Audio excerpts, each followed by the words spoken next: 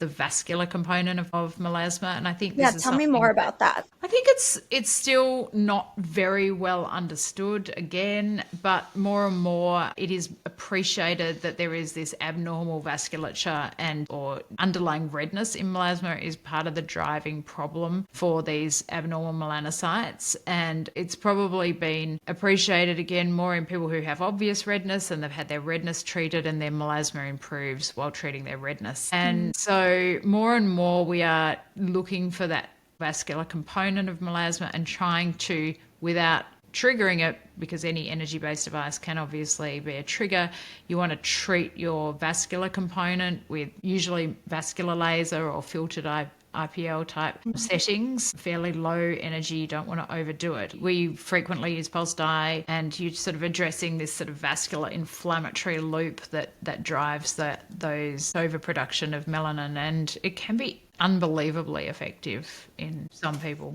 Is there a typical patient that you're like, oh my goodness, if we treat your vascularity and control the redness, I think the melasma will follow suit? It's not always obvious, but I do think you tend to see a little bit of flushing and redness in those patients simultaneously. But when you sort of look at the melasma under the dermatoscope, you can often appreciate that there's quite a bit of redness in there with the brown. And you know, when you apply pressure with the dermatoscope on the skin, it takes out the redness, so that can really help you work out how much redness is in the brown, because in a photograph or just looking at the skin you can't necessarily tell, and sometimes the redness is really just located in the patches of melasma. It's not, you know, your typical rosacea picture where you'll see flushing and redness elsewhere. So I do think that has been a bit of a game changer in treating melasma and seems to help control and reduce rebound and recurrence a lot.